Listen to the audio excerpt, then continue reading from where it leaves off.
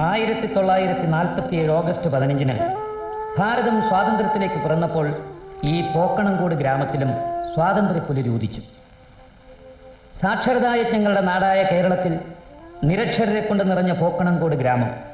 ഇവിടെ വായിക്കുവാനും എഴുതുവാനും അറിയുന്നവർ കേവല ശതമാനത്തിൽ ഒതുങ്ങി നിൽക്കുന്നു.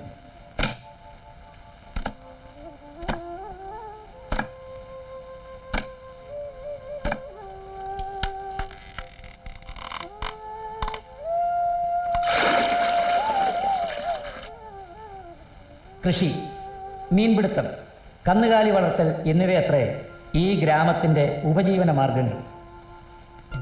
വൻ വ്യവസായങ്ങളെ സംബന്ധിച്ച സ്വപ്നങ്ങൾ ഈ കോൺക്രീറ്റ് അസ്ഥികൂടുകളിൽ കുടുങ്ങി ദ്രവിക്കുന്നു. സമഗ്ര വികസനത്തിൻ്റെ പാതയിലേക്ക് പോക്കണംകോടിനെ നയിക്കാൻ ആരൊക്കെയോ നടത്തിയ ശ്രമങ്ങളുടെ അവശിഷ്ടങ്ങളത്രേ ഈ കൂറ്റനെടുപ്പുകൾ.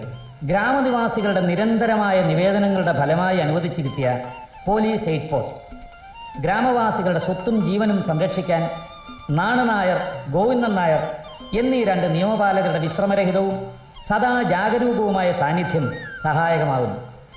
രണ്ട് ശരാശരി പോലീസുകാർക്ക് സർക്കാരിൽ നിന്ന് അനുവദിച്ചു കിട്ടുന്ന യൂണിഫോം തുണി ഗോവിന്ദൻ നായർക്കൊരു നിക്കറും ഷർട്ടും കഴിഞ്ഞാൽ നാണനായർക്ക് കഷ്ടിച്ചൊരു ജോഡി വേഷത്തിനേ തികയാറുള്ളൂ. നഗരത്തിലെ പോലീസുകാരെ പോലെ പാൻസ് ധരിക്കാനാവുന്നില്ല എന്നതിൽ ഇവർക്ക് തെല്ലു അമർഷമില്ല.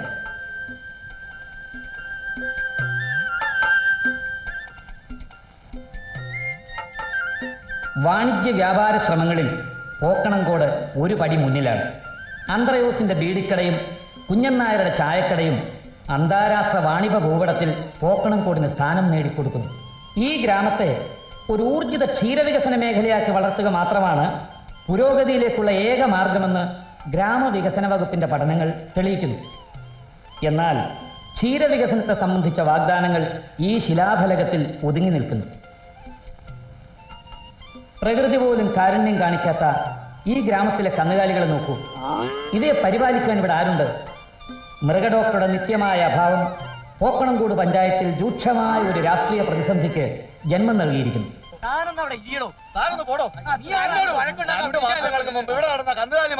സമാധാനം പറയാ. കാമരാജന്റെ 2 കോഴി, പിന്നെ അവന്റെ പട്ടി.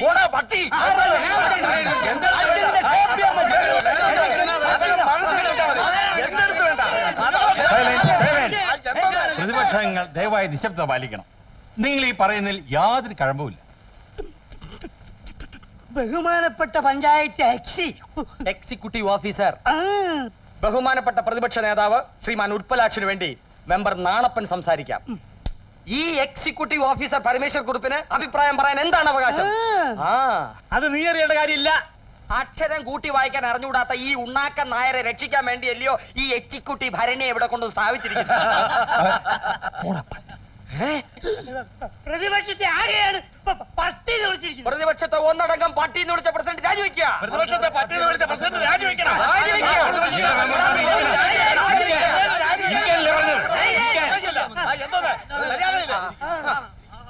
ഈ പോക്കണംകോട്ടിലെ പഞ്ചായത്ത് പ്രസിഡന്റ് പെരിസ്ട്രോയിക്കായും ഗോർബച്ചയും നടപ്പിലാക്കാത്ത ചുറ്റുപാടിൽ ഞങ്ങൾ നിങ്ങളുടെ പെരിസ്ട്രോയിക്കായും വാഴയ്ക്കൊന്നും ഞങ്ങൾക്ക് ആവശ്യമില്ല. പിന്നെ ബഹുമാനപ്പെട്ട മെമ്പർക്ക് എന്താ വേണ്ടത്? ഇവിടെ പേറ്റു നോവുന്നാലും വയറ്റു നോവുന്നാലും വയറ്റാറ്റി നാണിയുടെ പച്ച വരുന്നല്ലേ ഉള്ളൂ. അതിന് ബഹുമാനപ്പെട്ട മെമ്പറോട് ഞങ്ങളാരും പറഞ്ഞില്ലല്ലോ 5 പറയാൻ. അതിനൊന്നും തന്റെ ഒത്താശ ഞാൻ ആവശ്യപ്പെട്ടില്ലല്ലോ. എന്തോന്ന് സൈലൻസ്?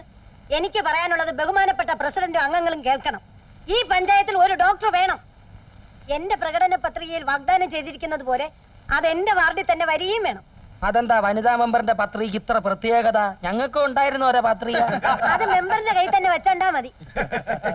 എന്റെ വാർഡിൽ തന്നെ ഡോക്ടർ വരണം. വനിതാ മെമ്പറെ ഞാൻ പിന്താങ്ങുന്നു. ഞാൻ കുറെ കാലമായി വനിതാ മെമ്പറെ പിന്താങ്ങുന്നു. അതങ്ങോട്ട് മത്തങ്ങയുടെ ചമ്മലുണ്ട്.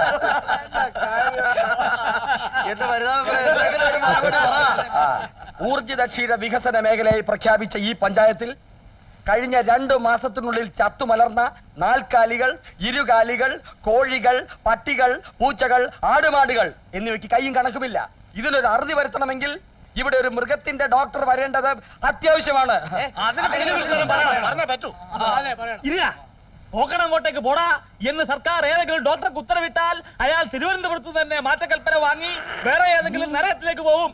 മനുഷ്യനെ ചികിത്സിക്കാൻ ഡോക്ടർ വരാത്തെടുത്ത ചാണകം വരാൻ ഡോക്ടർ വരുന്നത്, അതും ഈ പോക്കണം കോട്ടിലേക്ക്. ആ കുറിപ്പ് പറഞ്ഞായിരുന്നു ശരി. ഈ പഞ്ചായത്ത് പ്രസിഡന്റ് വിചാരിച്ച ഇവിടെ ഒരു മണ്ണാങ്കടി നടക്കൂല. ഈ പഞ്ചായത്ത് ഉണ്ടായ കാലം മുതൽ ഈ കസേരയിൽ 8 കാലി കണക്കെ അള്ളിപ്പിടിച്ച് തൂങ്ങിക്കിടക്കുന്ന ഈ ഉണ്ണാക്കൻ പ്രസിഡന്റ് വിചാരിച്ചാൽ ഇവിടെ ഒരു മൃഗ ഡോക്ടർ എത്തുകയല്ല. മറുപടി ഒച്ചത്തി പറയണം. ഇരിക്കണോ? പറയാം.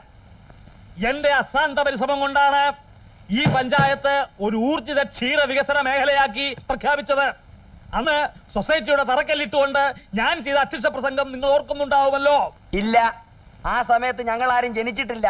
ഇപ്പൊ തറക്കല്ലേൽ അധ്യക്ഷൻ ഉണ്ണിക്കണ്ണൻ നായ എന്ന് എഴുതിയിരിക്കുന്നതേ ഞങ്ങൾ വായിച്ചിട്ടുള്ളൂ.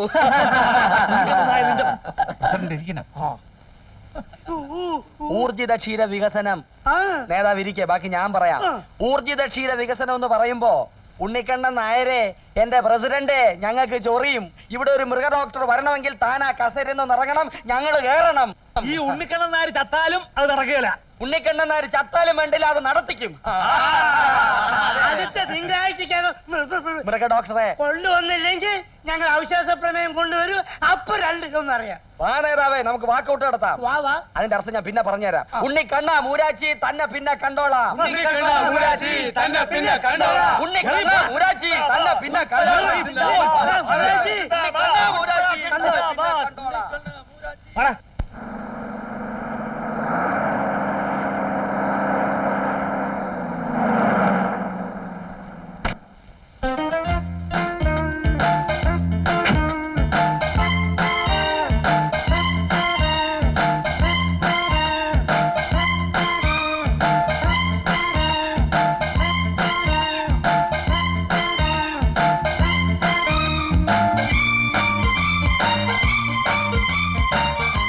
UDC കുമാരി, പഞ്ചായത്തിലെ ഏക അപ്പർ ഡിവിഷൻ ക്ലാർക്ക്.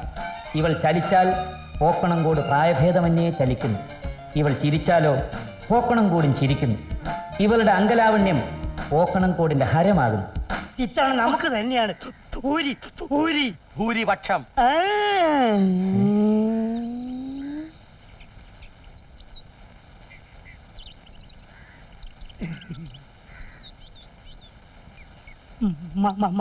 മഞ്ഞ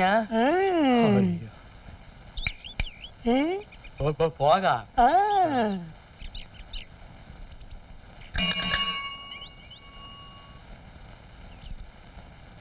ഈ ചെറുപ്പക്കാരനെ നോക്കൂ.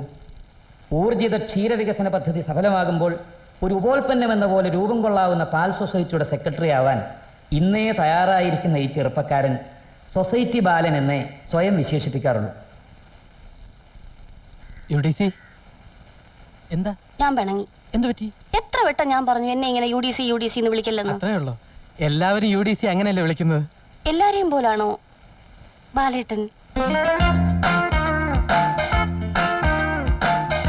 ബാലേട്ടാ. എന്താ വിളിച്ചേ?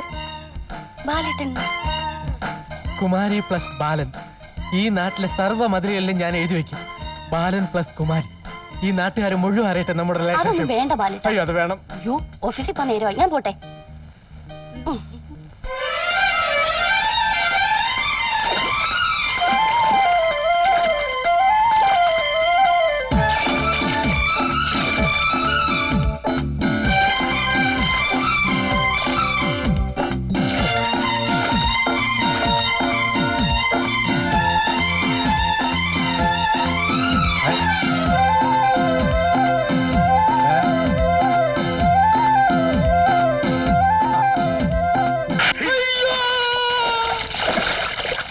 അതെ, അച്ഛൻ തന്നെ. എന്താ സംശയമുണ്ടോ? അല്ല. എന്താണ് ഇവിടെ? ഇവിടെ സൊസൈറ്റി അമ്മയുടെ സൊസൈറ്റി പോകാൻ